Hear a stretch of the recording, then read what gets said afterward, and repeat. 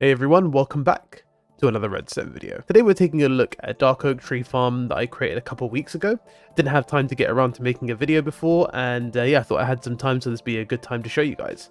Now the concept is based on one that I've seen around a couple times. I think it was originally made by a Chinese technical Minecrafter. I'm not completely sure. I do know Mango's made one of these before, and I really like the concept of it, so I thought I'd give a go on my own one, taking into some of my own little mechanics, mainly being the Dustless version of the tree farms.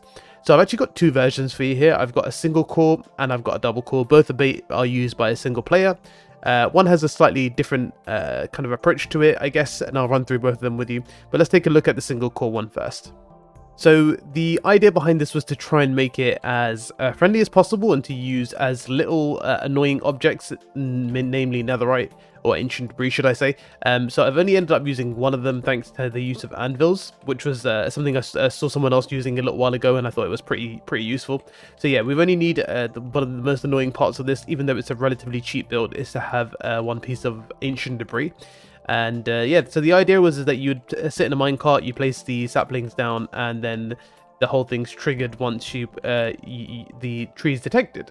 Now, the main objective that I wanted to do with this is something that I've seen a lot of before, and I haven't really used myself a lot of, and I was kind of like looking to explore it a little bit more, and I'll be doing so with future tree farms as well, so keep an eye out for that. And that was to use leaf detection. So the way that this system works is once a tree is grown, the leaf is detecting the growth of the tree, and that's sent through the observer signal over here. And that's actually how we're using it. So there's no comparator use, no redstone dust, or any of that kind of detection, no budded juice. I actually had plans to use the same system using leaf buds. I had already gotten a little bit further down by the time I realized that I could use that. So again, that'll probably be something I'm using for a new Dustless tree farm that I'm working on at the moment. But at the moment, this is being picked up by an observer. So there's still a little bit of a delay in there, but generally speaking, for what it is, you do find that it's quick enough for what you're looking for. So just to run through some of the bits of information here, you can see that there is some double chests. These are where you would fill up your bone meal for the tree farm. I think generally this uses about, the single core uses about 1.2 bone meal an hour, maybe a little bit more, maybe about a double chest and a half of bone meal an hour. So not a crazy amount of use, but still a good amount. This should keep you going for about 5 hours.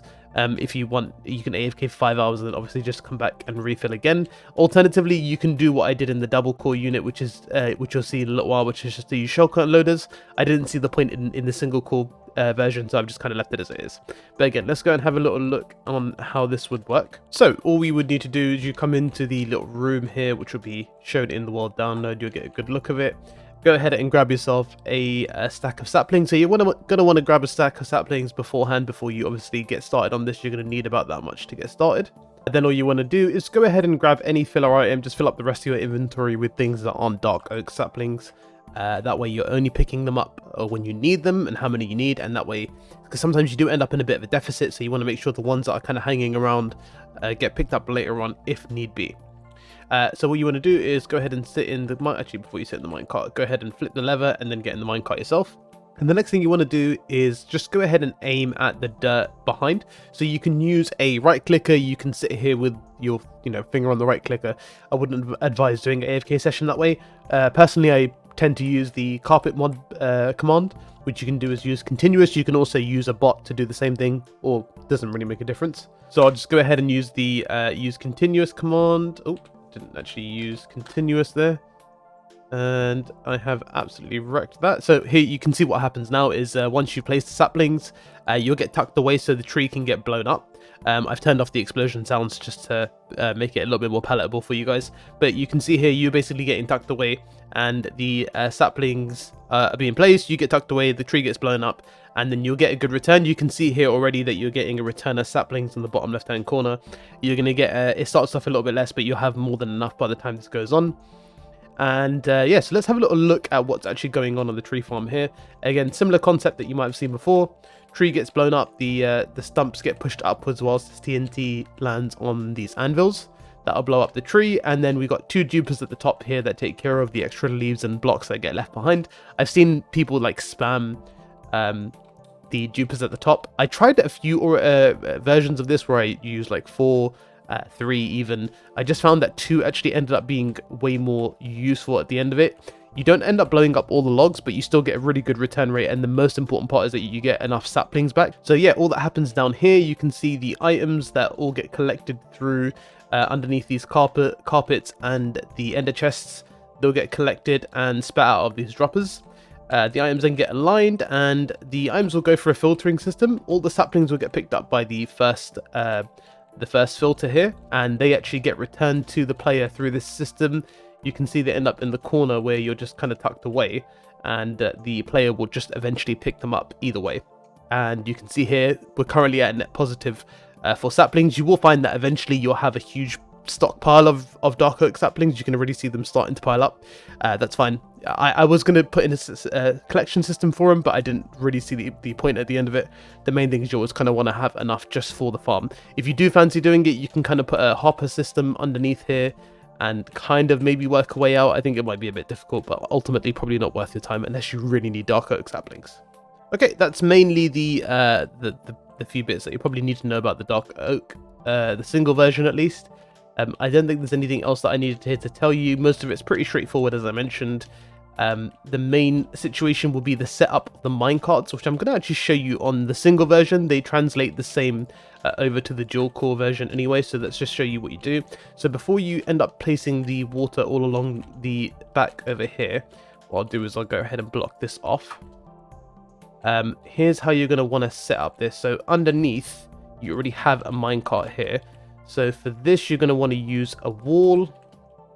Any wall will do. And you're obviously going to need some rails here. So put rail down, wall, line the hopper minecart against the wall there. Break that, and then go ahead and add in, ignore the shaders reloading there. You're going to want to go ahead and add in some blocks. So we could just do something like that. And then what you want to do to align the minecarts is you want to get 2 anvils. And actually, before you do that, get rid of the anvils. Place the rails like so.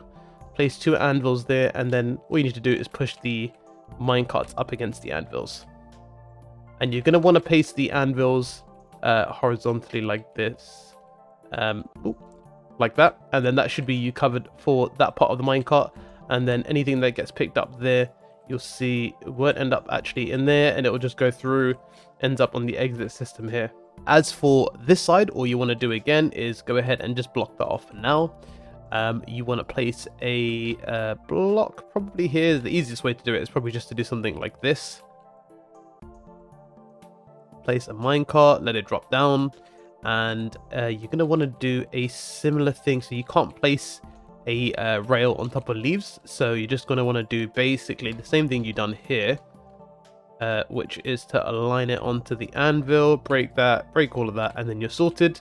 And then you just need your 1-inch debris that you're going to want to push down with a piston. And that's basically all of the hopper minecart alignment done. If I go ahead and put that right there.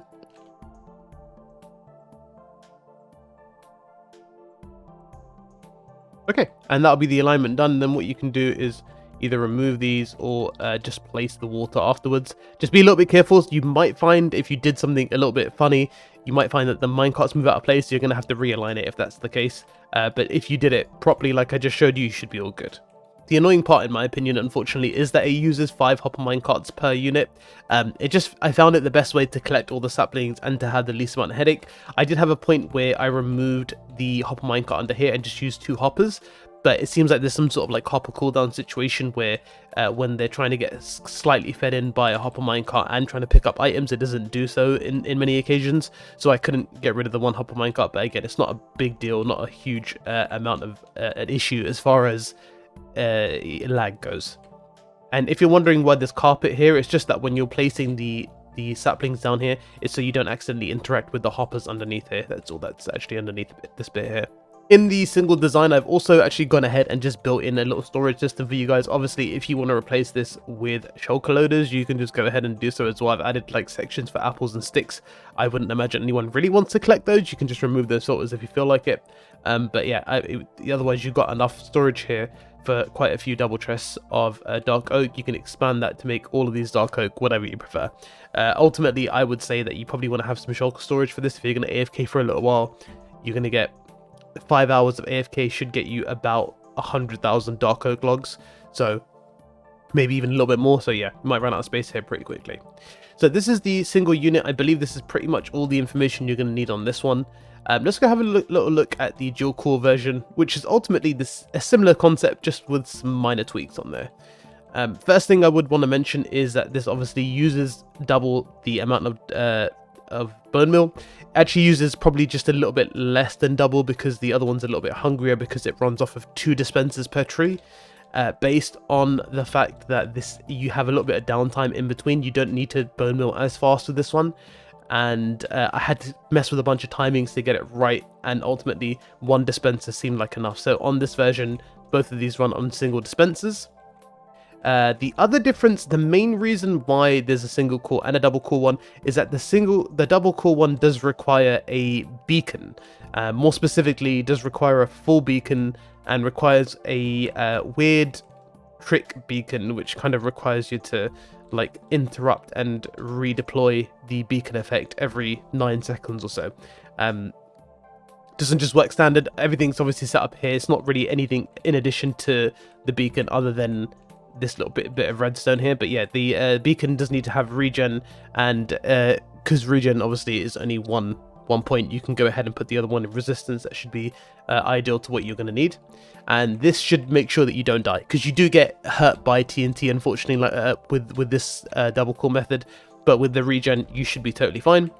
And ultimately the same concept here. So if I go ahead and just go grab myself a sapling, put myself back in survival, and grab myself a seat here, you're going to want to do the same thing. So I will do my use, but I don't think I'm in the right location here. Let me go ahead and align myself a little bit. Okay, once you've got yourself aligned, this one probably takes a little bit longer because there's no like real downtime here. You kind of end up just placing the saplings and then moving left and right. You'll eventually get it down, but once you're locked in, you should be totally fine.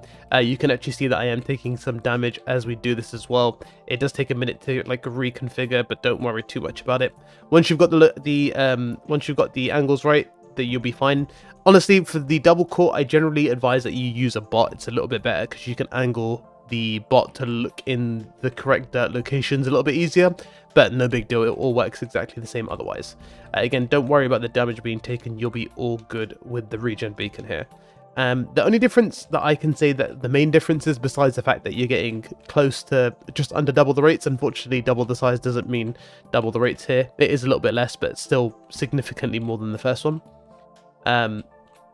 The only difference in between these two are I've already loaded it up with a shulker loader unloader for the bone meal. All you'll need to do is place the first shulker box of bone meal in the location, then you can just fill up the buffer from here. It's got enough for like a double chest and a bit. You can expand that if you really want to, but that should be more than enough for quite some hours of AFKing.